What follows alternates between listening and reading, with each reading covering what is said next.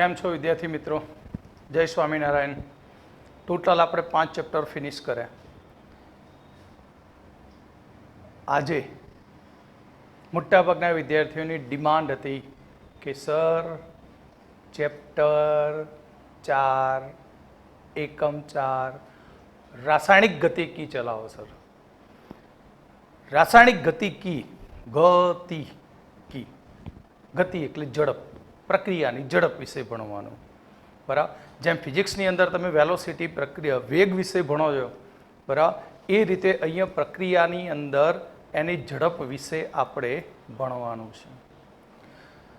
રાસાયણિક ગતિકી જોઈએ તો અહીંયા નીટ માટે અને JEE માટે ખાસ અગત્યનું ચેપ્ટર છે. આ રાસાયણિક ગતિકી ચેપ્ટરમાંથી નીટમાં 2 ક્વેશ્ચન પૂછાય. બરાબર, 2 ક્વેશ્ચન પૂછાય એનો મતલબ 8 માર્ક્સનું નીટ માટેનું આ ચેપ્ટર થયું. ગુજરાત બોર્ડ માટે પણ ખાસ અગત્યનું છે, કારણ કે આની અંદરથી એક 4 માર્ક્સનું એક્ઝામ્પલ પૂછાતો હોય, 2 MCQ પણ આવતા હોય, એટલે મિનિમમ 7 માર્કનું આ ચેપ્ટર છે ગુજરાત બોર્ડને અનુલક્ષીને. આ ચેપ્ટર એ અત્યાર સુધી જે ચેપ્ટરો ભણ્યા એમાં સૌથી સહેલામાં સહેલું ચેપ્ટર એટલે રાસાયણિક ગતિકી. તો આપણે ચેપ્ટર 4 સ્ટાર્ટ કરીએ. તો અહીંયા એડિંગ માટે દઈશું આપણે એકમ 4 રાસાયણિક ગતિકી, કેમિકલ કાઇનેટિક્સ. તો રાસાયણિક ગતિકીની જરૂર કેમ પડી? કેમિસ્ટ્રીની અંદર પ્રક્રિયાના વેગની કેમ જરૂર પડી? 11th માં આપણે શીખી ગયા થર્મોડાયનેમિક્સ ચેપ્ટર, ઉષ્માગતિશાસ્ત્ર. રાસાયણિક પ્રક્રિયાની પરિણામવાની શક્યતા ઉષ્માગતિશાસ્ત્ર પરથી નક્કી કરી શકીએ છીએ.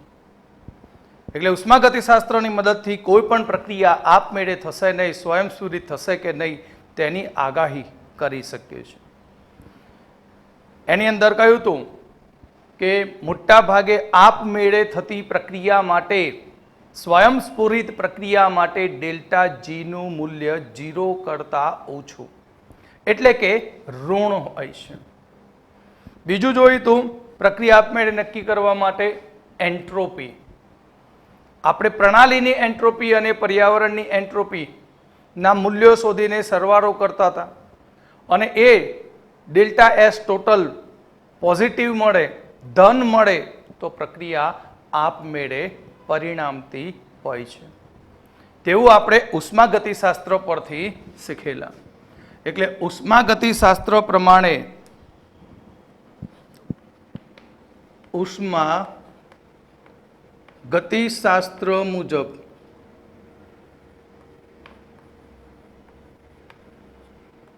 પ્રક્રિયાની સ્વયંસ્ફુરતા નક્કી થાય, એટલે કે ડેલ્ટા G નું મૂલ્ય 0 કરતાં ઓછું હોય.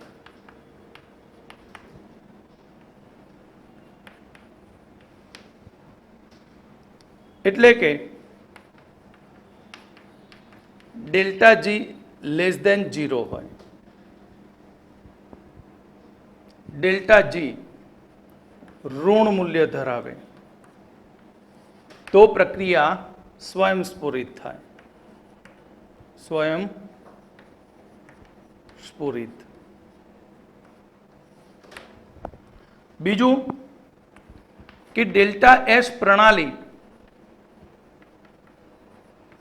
પ્લસ ડેલ્ટા S પર્યાવરણ greater than 0, એટલે કે ડેલ્ટા S ટોટલ વિશ્વ પોઝિટિવ થાય તો પ્રક્રિયા સ્વયંસ્ફુરિત.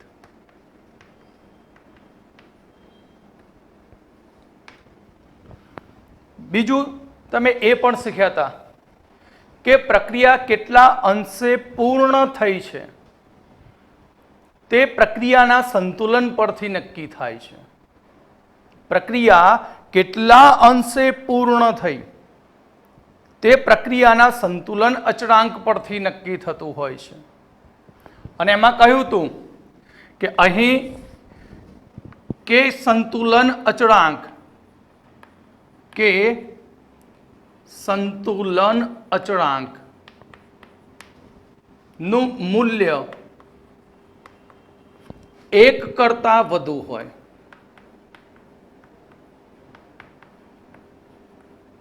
એટલે કે ગ્રેટર દેન 1 હોય તો નિપજ વધુ પ્રમાણમાં મળે.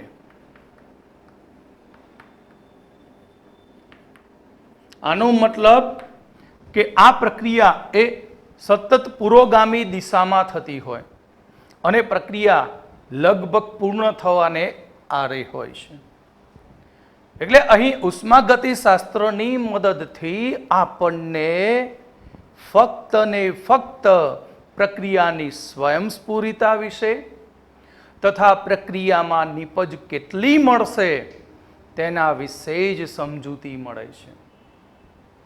પણ પ્રક્રિયા કેટલા સમયમાં પૂર્ણ થશે તેના વિશે ઉષ્માગતિશાસ્ત્રની અંદર આપણને કોઈ જ માહિતી મળતી નથી. આ બધી જ માહિતી આપણને રાસાયણિક ગતિકીમાંથી મળે. રાસાયણિક ગતિકી એટલે કે પ્રક્રિયાને પૂર્ણતાને પહોંચવા માટે લાગતો સમય. રાસાયણિક ગતિકી મતલબ પ્રક્રિયાને પૂર્ણતાને પહોંચવા માટે લાગતો સમય.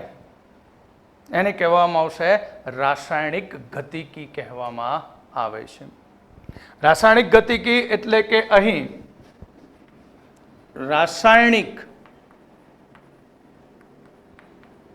ગતિકી એટલે કે પ્રક્રિયા ને પૂર્ણતાએ અથવા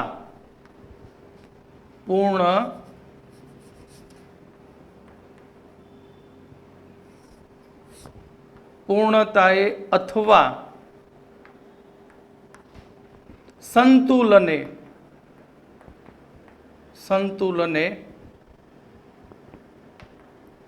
પહોંચવા માટે લાગતો સમય. તો આના ઉપરથી આપણે પ્રક્રિયાની ઝડપ વિશેની માહિતી મેળવી શકીએ. રાસાયણિક ગતિકીની મદદથી પ્રક્રિયાના વેગ વિશે માહિતી મળે. એટલે રાસાયણિક ગતિકીની અંદર આપણે કોનો અભ્યાસ કરી શકીએ? તો રાસાયણિક ગતિકીની અંદર પ્રક્રિયાનો વેગ, રાસાયણિક ગતિકીમાં પ્રક્રિયાનો વેગ અને પ્રક્રિયાના વેગને અસર કરતા પરિબળો નો અભ્યાસ થાય છે. રાસાયણિક ગતિકીની અંદર પ્રક્રિયાના વેગ અને પ્રક્રિયાના વેગને અસર કરતા પરિબળોનો અભ્યાસ થાય. અને આ રાસાયણિક ગતિકીનું જ્ઞાન એ રાસાયણિક પ્રક્રિયાના વેગને અસર કરતા પરિબળો અને પ્રક્રિયાની ક્રિયાવિધિ સમજવામાં મદદરૂપ થતું હોય છે. રાસાયણિક ગતિકીનું જ્ઞાન ક્યાં ઉપયોગી બનશે? તો આ રાસાયણિક ગતિકીનું જ્ઞાન આપણને પ્રક્રિયાના વેગ પર અસર કરતા પરિબળો અને પ્રક્રિયાની ક્રિયાવિધિ નક્કી કરવામાં મદદરૂપ થતું હોય છે. તો અહીં રાસાયણિક ગતિકીનું જ્ઞાન આપણને ક્યાં ઉપયોગી બનશે? તો રાસાયણિક ગતિકીનું જ્ઞાન પ્રક્રિયાના વેગને અસર કરતા પરિબળો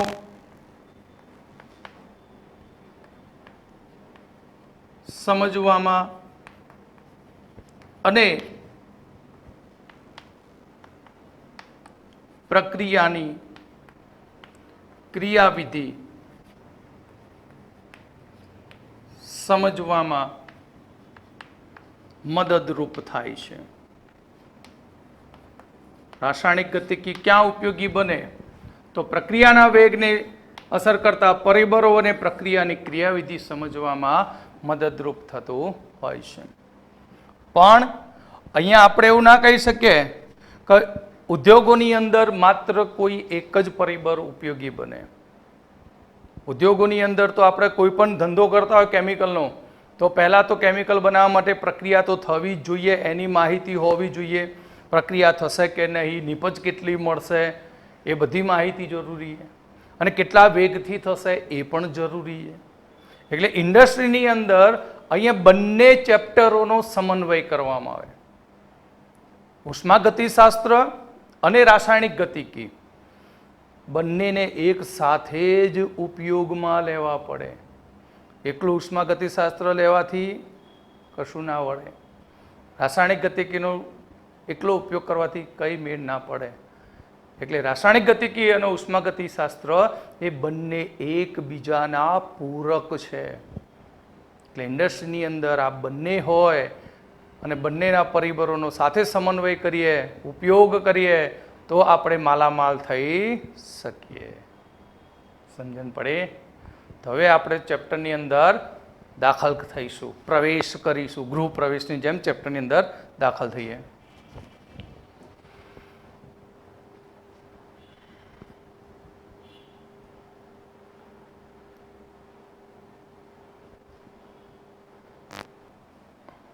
હવે આપણે પ્રક્રિયાના વેગ વિશે જોઈશું. આ ચેપ્ટરની અંદર આપણે પ્રક્રિયાનો વેગ, પ્રક્રિયાના વેગને અસર કરતા પરિબળો, પ્રક્રિયા ક્રમ, વેગ અચળાંક, શૂન્ય ક્રમની પ્રક્રિયા, પ્રથમ ક્રમની પ્રક્રિયા, દ્વિતીય ક્રમની પ્રક્રિયા, આણ્વિકતા અને વેગ અચળાંક પર તાપમાનની અસર, આટલું આપણે ભણવાનું છે. બરાબર? એમાં સૌથી પહેલું આપણે ચાલુ કરીશું પ્રક્રિયા વેગ. શું ચાલુ કરીશું? પ્રક્રિયા વેગ. હવે પ્રક્રિયા કાઢી નાખીએ અને એકલો વેગ રાખીએ તો વ્યાખ્યા આવડી જાય? આવડે ને? પ્રક્રિયા કાઢી નાખવું ને એકલું વેગ રાખવું તો ફળ દઈને બોલજો. 8મા 9મા શીખીને એકમ સમયમાં કાપેલું અંતર એને કહેવામાં આવશે વેગ. એ તો ફિઝિક્સનું છે, આપણે તો કેમિસ્ટ્રીનું ભણવાનું છે. બરાબર? તો કેમિસ્ટ્રીની અંદર તમે જુઓ તો બે વસ્તુઓ હોય. અહીંયા આ બાજુ પ્રક્રિયક હોય ને આ બાજુ નિપજ હોય. શરૂઆતમાં તમે જાણો પ્રક્રિયકનો જથ્થો વધારે હોય, આ બાજુ તો ખાલી હોય, બન્યું જ ના હોય નિપજ. એટલે પ્રક્રિયા શરૂ થાય એટલે નિપજનો જથ્થો સમય સાથે શું થાય? ઘટતો જશે, ઘટતો જશે. અને નિપજનો જથ્થો સમયની સાથે શું થાય? વધતો જાય. તો અહીંયા વ્યાખ્યા એ જથ્થાના સંદર્ભમાં લેવાની. જથ્થો આપણે રજૂ કરીએ છીએ સાંદ્રતામાં. તો આપણે શું કહ્યું? શરૂઆતમાં પ્રક્રિયક હતો, એ પ્રક્રિયક સમયની સાથે ધીમે ધીમે ધીમે ઘટતો જાય અને નિપજની સાંદ્રતા સમયની સાથે શું થાય? વધતી જાય. તો સમયની સાથે આપણે પ્રક્રિયકની સાંદ્રતા લઈએ, નિપજની સાંદ્રતાનો સંબંધ મેળવીએ તો એના પરથી આપણને પ્રક્રિયાનો વેગ મળી જાય. તો પ્રક્રિયાના વેગને આ રીતે કહેવાય કે એકમ સમયમાં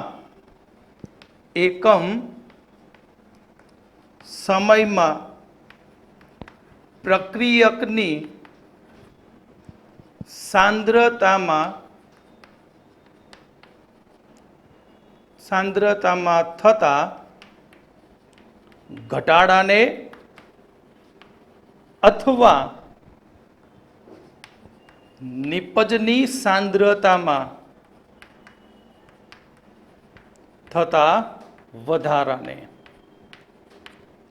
પ્રક્રિયા વેગ કહે છે. અથવા આ રીતે પણ કહી શકાય, અથવા એકમ સમયમાં પ્રક્રિયકો અથવા નિપજોની સાંદ્રતામાં થતા ફેરફારને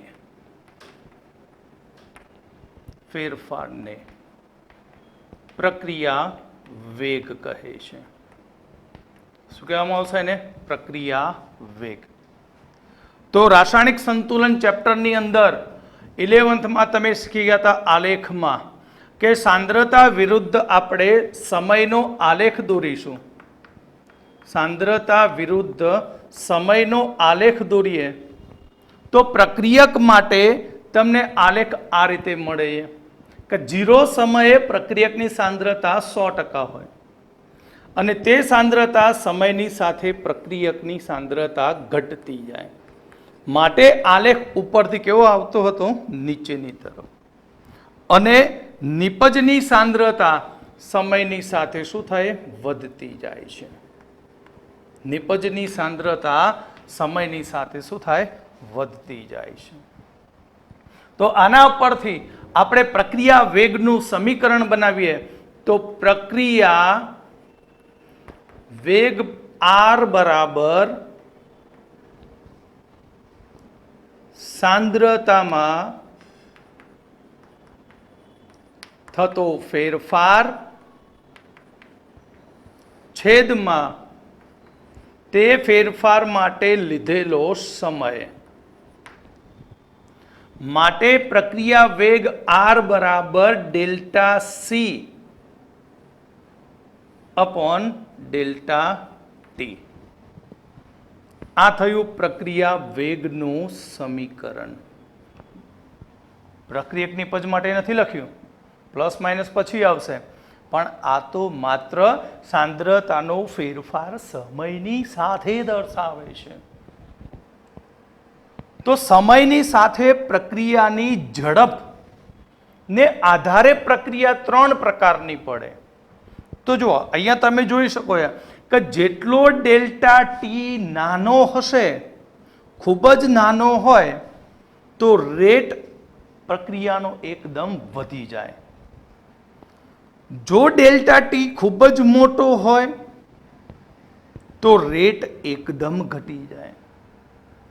એટલે પ્રક્રિયાની ઝડપનો આધાર એ સમય ઉપરથી નક્કી થાય. સમય જેવો લો એવો તમારો સમય આવે, તેવો પ્રક્રિયાની ઝડપનો સમય હોય.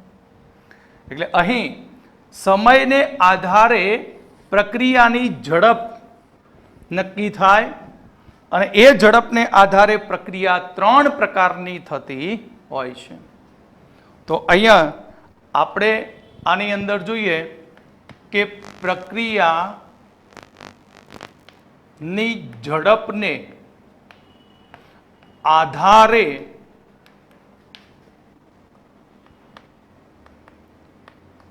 પ્રક્રિયાના પ્રકાર. કોને આધારે? ઝડપને આધારે પ્રક્રિયાના પ્રકાર. તો ઝડપને આધારે પ્રક્રિયાના પ્રકારની અંદર પહેલું ફાસ્ટ રિએક્શન. ફાસ્ટ રિએક્શન ઝડપી પ્રક્રિયા.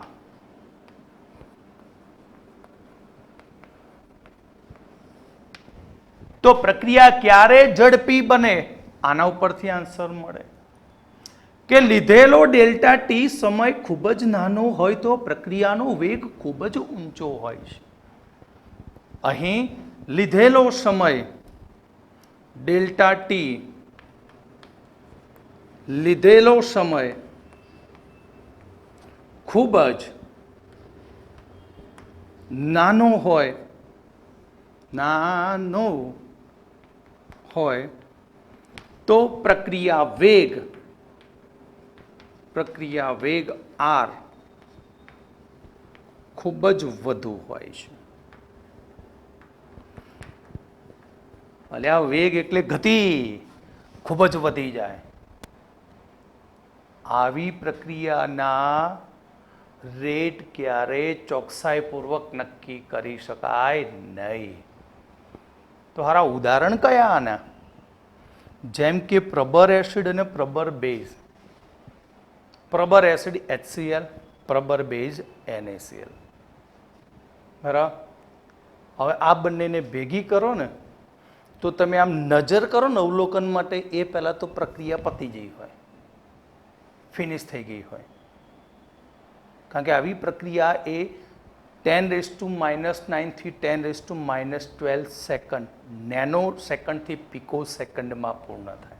એટલે સ્ટોપવોચ લઈને આમ ઊભા રહ્યા હોય, નીચે મૂક્યું હોય બેઝ, ઉપરથી એસિડ નાખીએ અને આમ એસિડનું એક ટીપું પણ આમ દબાવીને આમ જોવા જઈએ તો એ પહેલાં તો પ્રક્રિયા પતી ગઈ હોય. આવી પ્રક્રિયા તમે ક્યારેય અભ્યાસ કરી શકતા નથી, એનો રેટ નક્કી ના કરી શકાય. આ જ પ્રમાણે નીચે ડબલામાં બીકરની અંદર NaClનું દ્રાવણ લો અને પછી ઉપરથી આમ ડ્રોપ નાખો 2-3 AgNO3 જેવું અંદર એક ટીપું પડશે તરત જ ઢબ દઈને AgClના સફેદ અવક્ષેપ થઈ જાય, તરત જ સફેદ સફેદ ફોદા થઈ જાય. માપી જ ના શકો સ્ટોપવોચમાં. કેમ? કારણ કે આ પ્રક્રિયાઓ એ નેનો સેકન્ડથી પિકો સેકન્ડમાં પૂર્ણ થાય. લાગતો ડિફરન્ટ જે શરૂઆતનો સમયથી એન્ડ સુધી પ્રક્રિયાનો એ ખૂબ જ નાનો હોય. એટલે આવી પ્રક્રિયાના રેટ આપણે ક્યારેય ચોકસાઈપૂર્વક નક્કી કરી શકતા નથી. કેવી પ્રક્રિયા? ઝડપી પ્રક્રિયાઓ. ઉદાહરણ તરીકે પ્રબર એસિડ HCl પ્લસ પ્રબર બેઝ NaOH વચ્ચેની તટસ્થીકરણ પ્રક્રિયા.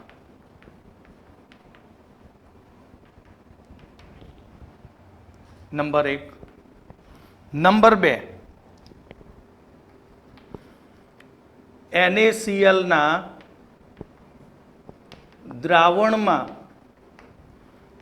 AgNO3 ઉમેરતા AgClના સફેદ અવક્ષેપ બનવું.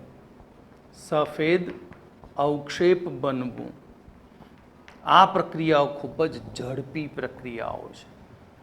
આ પ્રક્રિયાઓ એ નેનો સેકન્ડથી પિકો સેકન્ડમાં પૂર્ણ થાય. 10⁻⁹ થી 10⁻12 સેકન્ડમાં. અને આવી ઘટનાઓ ખાસ યાદ રાખજો, મોસ્ટ IMP શબ્દ બોલું. કઈ પ્રક્રિયાઓ સૌથી વધુ ફાસ્ટ હોય? આયનીય પ્રક્રિયાઓ. મગજમાં ફિક્સ કરી નાખજો. કઈ પ્રક્રિયાઓ સૌથી વધુ ફાસ્ટ હોય? આયનીય પ્રક્રિયાઓ. ક્લિયર? તો ફાસ્ટ રિએક્શન કોણ આપે? તો ફાસ્ટ રિએક્શન આપશે આયનીય પ્રક્રિયાઓ. આયનીય પ્રક્રિયા એ ખૂબ જ ઝડપી પ્રક્રિયા છે. તો પ્રક્રિયાની ઝડપને આધારે પ્રક્રિયા 3 પ્રકારની હોય: ફાસ્ટ, સ્લો અને મોડરેટ. હવે આપણે આગળ બીજી 2 રિએક્શન જોઈશું. ઓકે, તો નોટ્સ સરસ બનાવજો. ક્લિયર? જે તમારા માટે ખૂબ જ ઉપયોગી બનશે.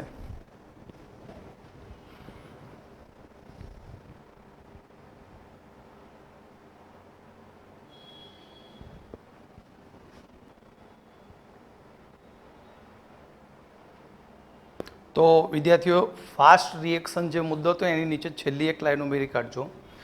આવી પ્રક્રિયાના વેગ ચોકસાઈપૂર્વક નક્કી થઈ શકતા નથી. હવે આવશે very slow reaction. Number 2. Very નહીં લખવું, પણ આપણે લખી દઈએ સ્લો રિએક્શન.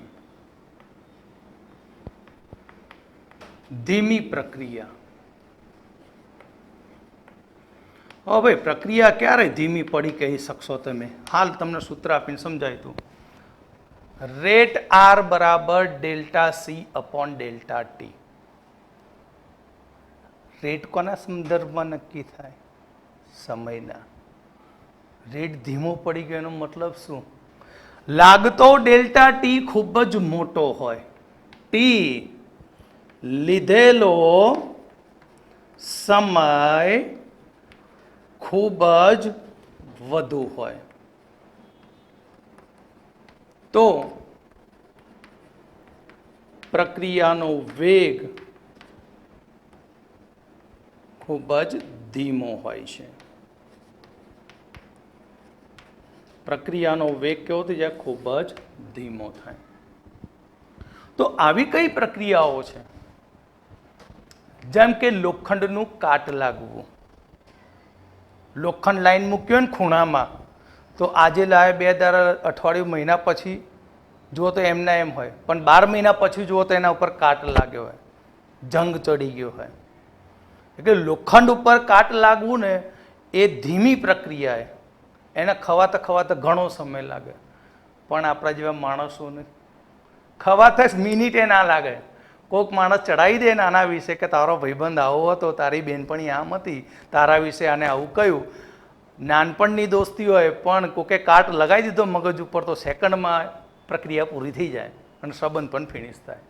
પણ લોખંડનું કાટ લાગવું એ ઘણી ધીમી પ્રક્રિયા છે. કેવી પ્રક્રિયા છે? ઘણી ધીમી.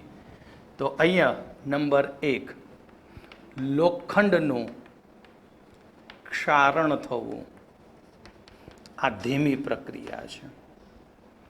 બીજું કે યુરેનિયમ ધાતુમાંથી વિકિરણનું ઉત્સર્જન થવું. યુરેનિયમ ધાતુ તમારા ફાઈન ગઈ હોય અને એ બાપુ ચમકતી હોય, આમ રેડિયેશન થતું હોય અને આમ લમડા મૂકીને જોઈ રહીએ, સારું ક્યારેય બંધ થાય, ક્યારેય બંધ થાય. આપણી જિંદગી પતી જાય એ બંધ ના થાય. એનું ઉત્સર્જન વર્ષો સુધી ચાલે. જ્યાં સુધી એનું અર્ધ આયુષ્ય હોય ત્યાં સુધી વિકિરણ બહાર ફેંકા જ કરે. એટલે એ પ્રક્રિયા સમયની દ્રષ્ટિએ જોઈએ તો ખૂબ જ લાંબી પ્રોસેસ છે. એટલે યુરેનિયમમાંથી વિકિરણનું ઉત્સર્જન થવું, યુરેનિયમમાંથી વિકિરણનું ઉત્સર્જન, આ પ્રક્રિયા ઘણી ધીમી પ્રક્રિયા છે. તો આવી ધીમી પ્રક્રિયાના વેગ, ધીમી પ્રક્રિયાના વેગ આર ચોકસાઈપૂર્વક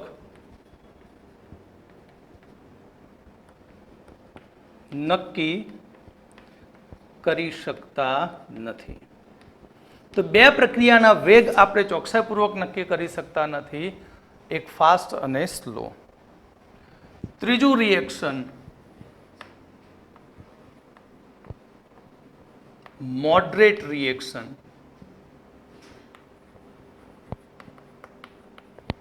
એટલે કે મધ્યમસર પ્રક્રિયા, મધ્યમ પ્રક્રિયા. આવી પ્રક્રિયા માટે લીધેલો સમય ખૂબ જ નાનો કે ખૂબ જ મોટો હોતો નથી, વચ્ચેનો. નથી મોટો, નથી નાનો. એટલે આવી પ્રક્રિયાના વેગ એ મોડરેટ હોય, એ ખૂબ જ ધીમી કરતાં વધારે અને ઝડપી કરતાં ઓછા હોય છે.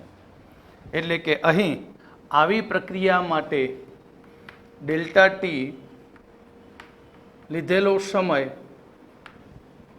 ખૂબ જ વધુ કે ખૂબ જ ઓછો હોતો નથી. એટલે આ પ્રક્રિયાના વેગ એ મધ્યમસર હોય છે. ઉદાહરણ તરીકે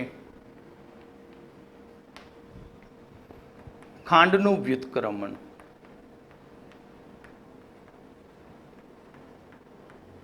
ખાંડનું વ્યુત્ક્રમણ મતલબ કે ખાંડને આપણે આથવણ કરીએ, બરાબર, અને એ આથવણથી તેનું ગ્લુકોઝ અને ફ્રુક્ટોઝમાં કન્વર્ઝન થઈ જાય. તો એ પ્રક્રિયા એ મધ્યમસર પ્રક્રિયા છે. બીજું નંબર 2, સ્ટાર્ચનું જળ વિભાજન. તો સ્ટાર્ચનું જળ વિભાજન આ પણ એક મધ્યમસર પ્રક્રિયા છે. તો આપણે સામાન્ય રીતે વ્યવહારની અંદર મોડરેટ રિએક્શનોનો જ અભ્યાસ કરી શકીએ છીએ. આપણે બહુ ફાસ્ટ કે સ્લો રિએક્શનનો અભ્યાસ કરી શકતા નથી, કારણ કે એના માટે આપણા જોડે એટલી અત્યંત આધુનિક ટેકનોલોજી, મશીનરી હોવી જોઈએ, પણ એ આપણને આર્થિક રીતે પોસાય નહીં. એટલે આપણે આ ચેપ્ટરની અંદર મોડરેટ રિએક્શનોનો જ અભ્યાસ કરીશું. તો આપણે પ્રક્રિયાના ઝડપને આધારે પ્રક્રિયાની પ્રકાર શીખી ગયા, 3 પ્રકાર બન્યા. હવે એ પ્રક્રિયાના વેગના પ્રકારો વિશે જોઈશું આપણે, કેટલા પ્રકાર છે તે.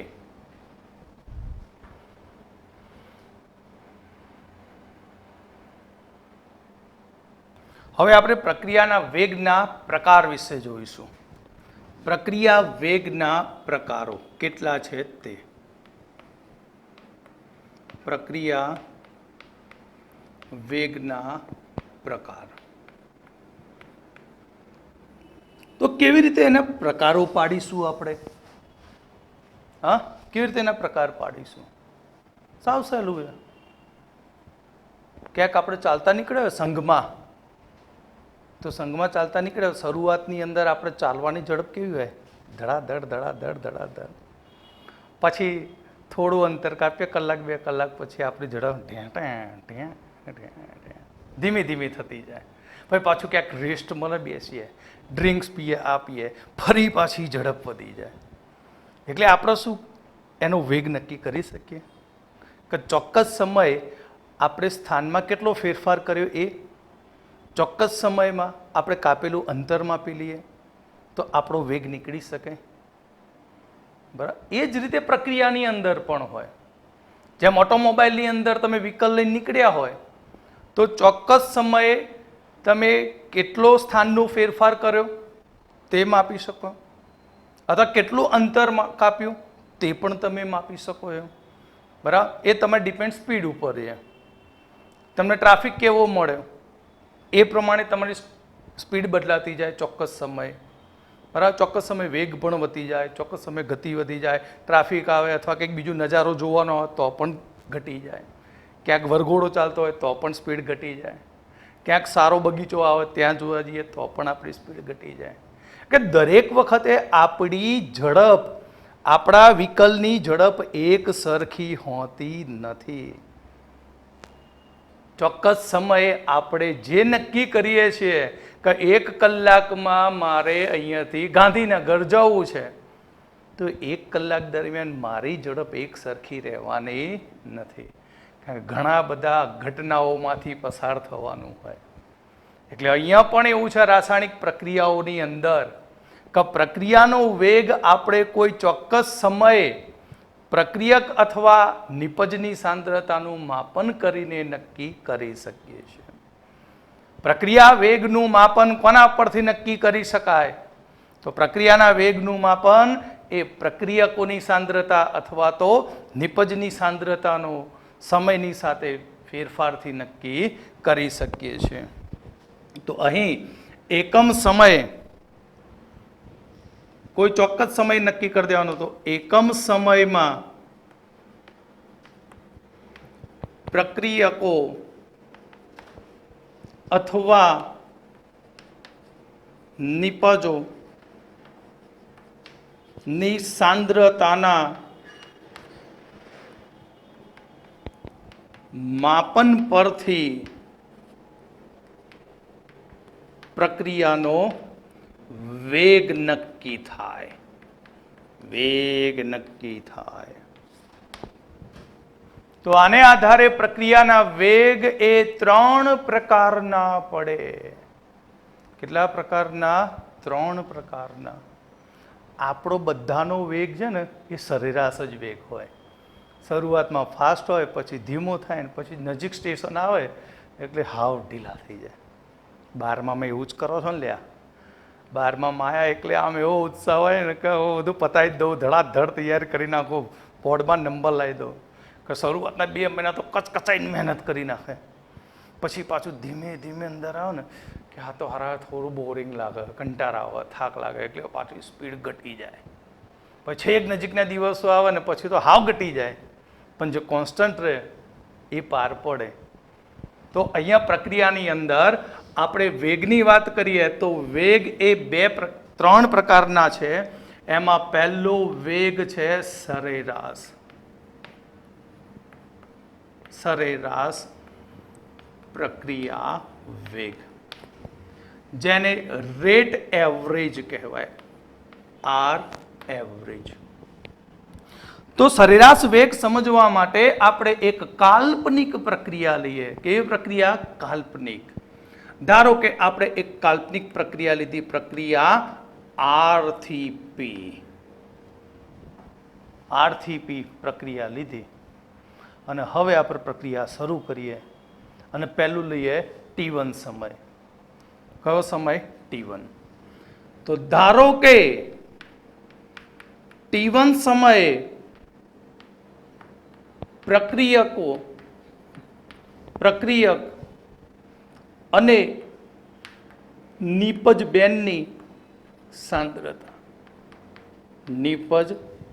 બેનની સાંદ્રતા પ્રક્રિયકની R1 અને નિપજની P1 તથા કોઈ T2 સમયે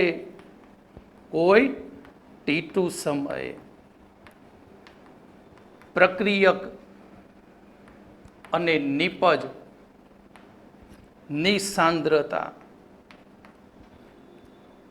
એ R2 અને પપ્પુ 2 છે, એટલે P2 છે. પ્રક્રિયા માટે બે સમય લીધા, T1 અને T2. હવે T1 T2 બે સરખા સમય છે? ના. એક 10 મિનિટે શરૂ થયેલો હશે T1, તો બીજો 20 મિનિટ 30 મિનિટનો હોય, એટલે બંને વચ્ચે સમયનો શું મળશે? તફાવત. તો અહીંયા ડેલ્ટા ટી બરાબર T2 minus T1, delta R બરાબર R2 માઇનસ R1 અને ડેલ્ટા P, તો ડેલ્ટા P બરાબર P2 માઇનસ P1.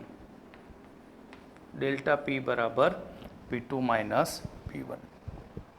ક્લિયર? તો આની ઉપરથી આપણે બે કેસ બનાવીએ, બે કન્ડિશનો બનાવીએ કે અહીં પહેલો કેસ આપણે પ્રક્રિયકનો સરેરાશ વેગ શોધવો છે. કોનો વેગ શોધવો છે? પ્રક્રિયક. તો પ્રક્રિયકનો સરેરાશ વેગ આર એવરેજ. તો પ્રક્રિયકનો સરેરાશ વેગ કેવી રીતે નક્કી કરીશું? આપણા જોડે બેટા આલેખ છે, મસ્ત ઝંકાશ. આપણે અહીંયા પ્રક્રિયકની સાંદ્રતા આર અને સમય ટી ની સાપેક્ષમાં આલેખ દોરીએ. તો અહીં શરૂઆતના 0 સમય પ્રક્રિયકની સાંદ્રતા ખૂબ જ વધુ હોય તે સમયની સાથે આ રીતે ઘટી જાય. આલેખ આ રીતે પ્રક્રિયકની સાંદ્રતા સમયની સાથે શું થાય? ઘટતી જાય છે. તો એમાં આપણે લઈએ, ધારો કે આ T1 સમય, આલેખમાં આ કયો સમય? T1, અને આ તેની સાંદ્રતા R1. બીજું, હવે આપણે T2 સમય લઈએ, તો T2 સમયે તેની સાંદ્રતા R2 થઈ. તો અહીંયાથી આપણને બંને વચ્ચેનો તફાવત મળશે ડેલ્ટા આર. અહીંયા આપણને મળશે ડેલ્ટા ટી, સમયનો તફાવત. તો તમે જુઓ છો R1 થી R2 આવીએ છીએ ત્યારે સાંદ્રતા શું થાય? ડિક્રીઝ થતી જાય છે. સાંદ્રતામાં શું થતો જાય? ઘટાડો. માટે અહીં આની ઉપરથી આપણે લખીએ પ્રક્રિયા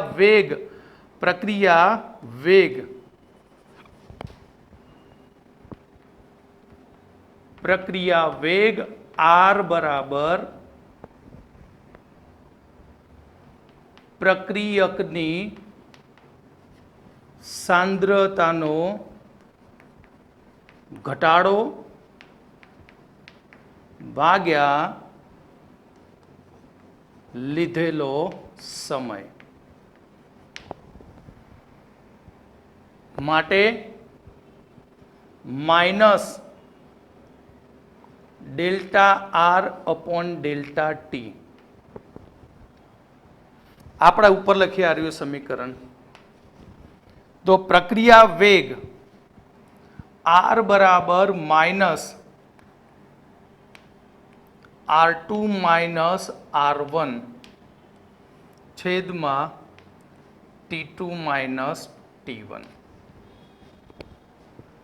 અહીં માઇનસ નિશાની એ ફક્ત પ્રક્રિયકની સાંદ્રતામાં થતો ઘટાડો સૂચવે છે.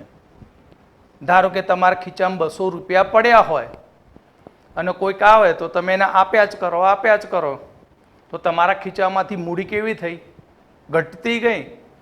તો એ ઘટાડો દર્શાવવા માટે અહીંયા આપણે શું બતાવીએ? માઇનસ. માઇનસ નિશાની સૂચવે છે કે અહીં નેગેટિવ નિશાની પ્રક્રિયકની સાંદ્રતાનો ઘટાડો સૂચવે છે. પણ યાદ રાખજો, આ નિશાની પ્રક્રિયકની સાંદ્રતાનો ઘટાડો સૂચવે છે, પણ હંમેશા પ્રક્રિયાનો વેગ પોઝિટિવ હોય. પ્રક્રિયા વેગ હંમેશા પોઝિટિવ હોય, ધન જ હોય, એ ક્યારેય નેગેટિવ હોતો નથી. ક્લિયર? કારણ કે અહીં આપણે જોઈ શકીએ છીએ કે R2 લેસ દેન R1 છે. R1 કરતાં R2 કેવો છે? નાનો છે. ક્લિયર? એટલે અહીંયા R2 લેસ દેન R1 છે. ઓકે?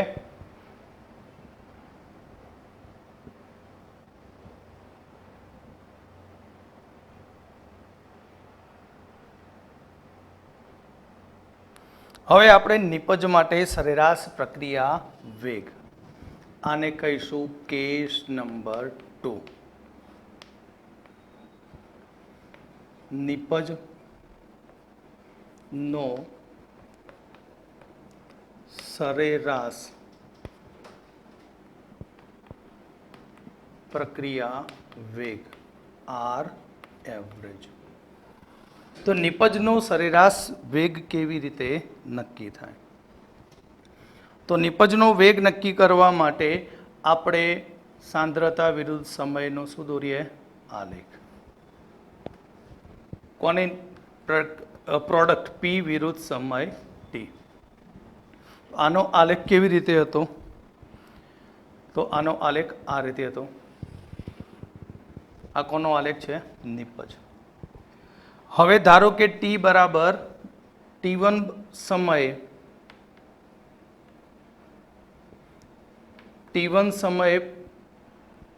સાંદ્રતા P1 છે.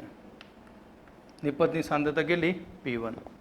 પ્રક્રિયા આગળ વધી અને એ પ્રક્રિયા આગળ વધવાથી હવે કોઈ T2 સમય આવ્યો, તો T2 સમયે તેની સાંદ્રતા P2 જેટલી થાય છે. તો અહીંયા આપણને સાંદ્રતાનો તફાવત મળશે ડેલ્ટા P. અહીંયા આપણને સમયનો તફાવત મળ્યો ડેલ્ટા T. તો તમે જુઓ, સમયની વધવાની સાથે નિપજની સાંદ્રતા શું થઈ? વધી ગઈ. નિપજ P1 થી શું થયો? P2 ઉપર ચડ્યું. બરાબર? માટે પ્રક્રિયા વેગ બરાબર શું થાય? તો પ્રક્રિયા વેગ R એવરેજ બરાબર નિપજની સાંદ્રતાનો વધારો છેદમાં લીધેલો સમય. નિપજની સાંદ્રતાનો વધારો ભાગ્યા લીધેલો સમય. તો અહીંયા plus delta P upon delta T. માટે પ્લસ ડેલ્ટા P એટલે P2 માઇનસ P1 અને T2 માઇનસ T1. પ્લસ નિશાની એ નિપજની સાંદ્રતામાં થતો વધારો છે. અહીં તમે જોઈ શકો એમ કે P2 એ ગ્રેટર ધેન P1 છે. P2 ગ્રેટર ધેન P1 માટે પ્લસ નિશાની આવી. શું નિશાની આવી? પ્લસ, જે સાંદ્રતામાં થતો વધારો સૂચવે છે. ક્લિયર? તો આ થયો આપણો સરેરાશ પ્રક્રિયા વેગ. કોના માટે? નિપજ માટે. એક નોંધ યાદ રાખજો કે આપણે તો જે પ્રક્રિયા વિશેની વાત કરીએ છીએ એ દ્રાવણ માટેની છે. પ્રક્રિયામાં પ્રક્રિયક અને નિપજો એ દ્રાવણમાં છે. પણ ધારો કે પ્રક્રિયામાં પ્રક્રિયક નિપજો વાયુરૂપ અવસ્થામાં હોય તો, અને એનો રેટ નક્કી કરવાનું કહે તો કેવી રીતે સરેરાશ વેગ શોધાય? સાવ સહેલું છે. એટલે નોંધ યાદ રાખજો કે જો પ્રક્રિયા વાયુરૂપ અવસ્થામાં હોય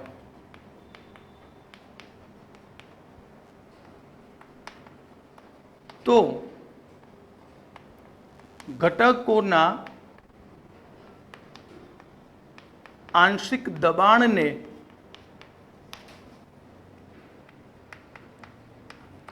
સાંદ્રતા તરીકે ગણવા. શું ગણી લેવાની? સાંદ્રતા. માટે પ્રક્રિયક માટે સમીકરણ શું થાય? તો પ્રક્રિયક માટે આર એવરેજ બરાબર માઇનસ ડેલ્ટા શું હતું? આર અપોન સાંદ્રતા લખતા હતા અપોન ડેલ્ટા ટી. તો એની જગ્યાએ લખાય minus P2 minus P1 upon T2 minus T1. બરાબર? P1 P2 પ્રોડક્ટ નથી, નિપજ નથી, એ પ્રક્રિયકોના આંશિક દબાણ છે. હવે નિપજ માટે લખીએ તો નિપજ માટે આર એવરેજ બરાબર minus delta P upon delta T is equal to, અરે સોરી બેટા, પ્લસ નિપજ છે યાર, યાદ રખાવો યાર, ભૂલી જવાય આ તો થોડું. બરાબર? તો P2 minus P1 upon T2 minus T1. Clear? તો આ રીતે આપણે સરેરાશ પ્રક્રિયા વેગ પ્રક્રિયક અને નિપજોના નક્કી કરી શકીએ છીએ.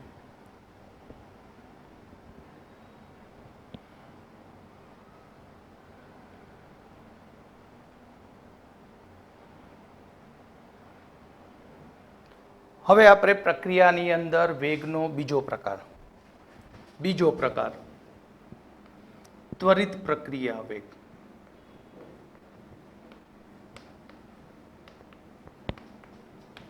ત્વરિત પ્રક્રિયા વેગ આર ઇન્સ્ટન્ટ ભજીયા, ઇન્સ્ટન્ટ ભાજી પાવ, ઇન્સ્ટન્ટ પકોડા, બે નહીં આવતા એવરેસ્ટના ડબલા, આપણને કશું બનાવતા ના આવડતું હોય, બરાબર, તો રેડીમેડ પડીકા મળે, ઉપર લખેલી હોય થિયરી, બરાબર, કે ગ્રાહક મિત્ર આની અંદર બધું જ મટીરિયલ મિલાવટ કરેલું છે, તો આની અંદર 10 ml પાણી ઉમેરીને રબડી બનાવીને વઘારી નાખો, પનીરનું શાક તૈયાર. ઇન્સ્ટન્ટ એટલે ઝડપી, કોઈ મહેનત નહીં, કશું નહીં.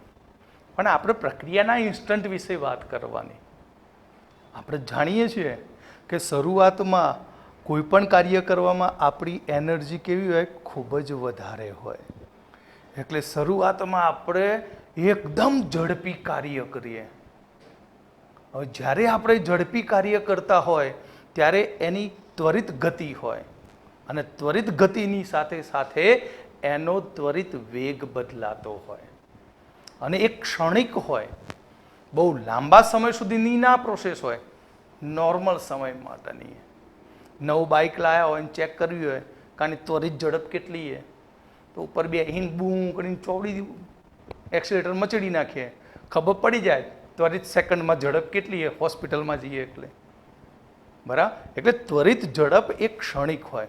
શરૂઆતમાં પ્રક્રિયકનો જથ્થો હોય ને ખૂબ જ વધારે હોય. જેવું એને ટેમ્પરેચર, પ્રેશર ને બધું મળવાની શરૂઆત થાય ને એટલે ફટાફટ શરૂઆતમાં પ્રક્રિયા કરી દે. અને શરૂઆતમાં પ્રક્રિયાની ગતિ એની ખૂબ જ વધારે હોય અને પછી પ્રક્રિયક વપરાતો જાય, નિપજ બનતો જાય, માલ ઓછો થઈ ગયો પ્રક્રિયકનો, બરાબર, કે ધીમે ધીમે ધીમે ધીમે ઢીલો પડી જાય. એટલે ત્વરિત ગતિની સાથે સાથે અહીં ત્વરિત સમયે પ્રક્રિયાની ત્વરિત ગતિ હોય છે અને એ ત્વરિત સમયની સાથે રહેલી ત્વરિત ગતિ પરથી તેનો ત્વરિત પ્રક્રિયા વેગ નક્કી થાય છે. પણ એ ત્વરિત પ્રક્રિયા વેગ આપણે કેલ્ક્યુલેશન એ આલેખના મૂલ્યો પરથી કરી શકીએ. બરાબર, કેવી રીતે નક્કી થાય ત્વરિત પ્રક્રિયા વેગ એ આપણે જોઈએ. ધારો કે મારે પ્રક્રિયકનો ત્વરિત પ્રક્રિયા વેગ નક્કી કરવો છે. કોનો ત્વરિત પ્રક્રિયક વેગ? પ્રક્રિયકનો આર ઇન્સ્ટન્ટ. તો કેવી રીતે નક્કી કરાય? તો આપણે આગળ શીખ્યા એ પ્રમાણે ફરીથી આનો આલેખ દોરી દઉં. આર વિરુદ્ધ સમય ટીનો આલેખ આ રીતે હતો. આ રીતે ઘડ ઘડ ઘડ ઘડ ઘડ ઘડ ઘડ ઘડ નીચે ઉતરી ગયો હતો ને આ રીતે આલેખ. અહીંયા આપણે T1 સમય લીધેલું યાદ છે, હમણાં જ શીખવાડ્યો આલેખ. ત્યારે તેની સાંદ્રતા R1 હતી, બરાબર. અહીંયા T2 લીધું ત્યારે તેની સાંદ્રતા R2 હતી. શું હતી? R2 હતી. અને તેના પરથી અહીંયા આપણને મળે તો સાંદ્રતાનો તફાવત ડેલ્ટા આર. અહીંયા મળે તો સમયનો ડિફરન્ટ ડેલ્ટા ટી. બરાબર, આની પરથી નક્કી કરે તો આર એવરેજ યાદ છે ને ભાઈ? આર એવરેજ બરાબર minus delta R upon delta T બરાબર minus R2 minus R1 upon T2 minus T1. એટલે સાહેબ આ તો યાર આર એવરેજ શોધો યાર, કેમ આવું કરો યાર?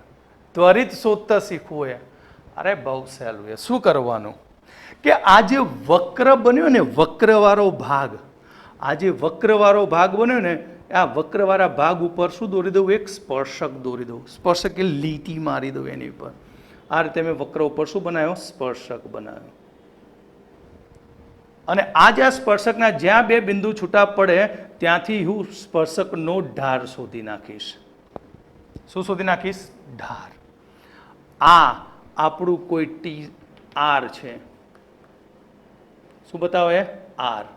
અને આ બતાવશે સમય ટી. એટલે આ પોષણ જે બતાવે એ પોષણ છે D R, my dear, D R, my friend, D R. અને આ ડીટી, ડીટી, આ શું છે? ડીટી. તો આની ઉપરથી આર ઇન્સ્ટન્ટ મળી જાય. શું મળી જાય? R instant. કારણ કે આ ડીઆર ને એ બધું શું છે? એ ખૂબ જ નાનો તફાવત સૂચવે, વિકલન સ્વરૂપનો છે. એટલે આર ઇન્સ્ટન્ટ બરાબર minus DR upon DT. Minus DR upon DT એટલે આ ડીઆર જુઓ એ ક્યાં આવ્યો? વાય અક્ષ ઉપર છે. કયા અક્ષ ઉપર બતાવે? વાય. તો માઇનસ ડીવાય અપોન નીચે આવશે ડીએક્સ. અને આનો ઢાર થાય આર ઇન્સ્ટન્ટ બરાબર માઇનસ ઢાર. માઇનસ ઢાર બરાબર માઇનસ ડીઆર અપોન ડીટી. તો આ રીતે આપણે પ્રક્રિયકનો શું નક્કી કરી શકીએ? ઇન્સ્ટન્ટ વેગ. શું નક્કી કરી શકીએ? ઇન્સ્ટન્ટ વેગ. હવે નિપજ માટે કેસ 2.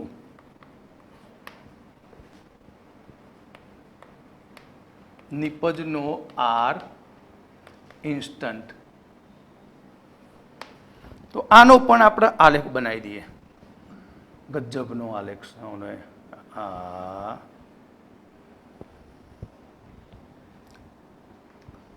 બરાબર, આ પ્રોડક્ટ પી છે, આ ટી છે, અને એમાંથી આપણે ખેંચીશું આ રીતે ઉપર. ઉપર ચડે ને નિપજ, તો ઉપર ચડે નિપજ. ઓકે. હવે આપણે અહીંયા લીધેલો T1 સમય, અહીંયા એની નીપજ P1. હવે આપણે ધારો કે મેં T2 સમય લીધો, તો આ T2 અને આ P2 પપ્પુ 2, અને આ પપ્પુ 2 પપ્પુ 1 નો તફાવત એટલે ડેલ્ટા P નીપજનો તફાવત. આ થયો ડેલ્ટા T સમયનો તફાવત. તો આ તો આર એવરેજ બતાવે. શું બતાવશે? R average. તો આર એવરેજ બરાબર plus delta P upon delta T બરાબર plus P2 minus P1 upon T2 minus T1. પણ આપણે તો ત્વરિત વેગ જોઈએ છે, તો આગળ કહ્યું તે પ્રમાણે આની ઉપર લીટી મારી દઈએ. શું દોરી દઈએ? સ્પર્શક. આ દોર્યો સ્પર્શક. ત્વરિત પ્રક્રિયા વેગ નક્કી કરવા માટે શું દોરવામાં આવે છે? બંનેમાં સ્પર્શક. અને આ સ્પર્શકને આપણે એની ઉપરથી એનો શોધી નાખીશું ધાર. બરાબર? તો અહીંયા આ ટી સમય માટે મળશે અને આ ટી સમયે એની પી મળશે. તો આનો આર ઇન્સ્ટન્ટ કેટલો? તો આ ભાગ શું થયો? ડીપી. આ થયો ડીટી. આ ડીપી અને આ ડીટી, ડીપ્લિન ડીટી. તો આર ઇન્સ્ટન્ટ બરાબર ઉપર લખીએ છીએ આર ઇન્સ્ટન્ટ બરાબર પ્લસ ડીપી અપોન ડીટી બરાબર પ્લસ ડીવાય અપોન ડીએક્સ. માટે આર ઇન્સ્ટન્ટ ઓનો ઢાર પ્લસ ઢાર થાય. કેવો ઢાર થાય? પ્લસ ઢાર થાય. ક્લિયર? તો આપણે અહીંયા કેટલા વેગ વિશે ભણ્યા? 2, સરેરાશ અને ત્વરિત. હવે આપણે લાસ્ટ નંબર 3, શરૂઆતનો પ્રક્રિયા વેગ. શરૂઆતનો પ્રક્રિયા વેગ બરાબર ડીપી ડીઆર અપોન ડીટી. પણ આ શરૂઆતનો વેગ ટી બરાબર 0 સમય. શરૂઆતનો વેગ હોય લ્યા 0 હોય. પ્રક્રિયા શરૂ જ નહીં થઈ, મટીરિયલ લઈને મૂકી રાખ્યું, નહીં તાપમાન આપ્યું, નથી ઉદ્દીપક આપ્યું, નહીં દબાણ આપ્યું. એટલે શરૂઆતનું ટી બરાબર 0 સમયે આ એનો શું બને? ડીઆર અપોન ડીટી એનો વેગ બને. તો તમને કમ્પ્લીટ ખબર પડી ગઈ કે પ્રક્રિયાના વેગ કેટલા પ્રકારના? 3 પ્રકારના: સરેરાશ પ્રક્રિયા વેગ, ત્વરિત પ્રક્રિયા વેગ અને શરૂઆતનો પ્રક્રિયા વેગ. ઓકે, હવે આગળ વધીએ આપણે.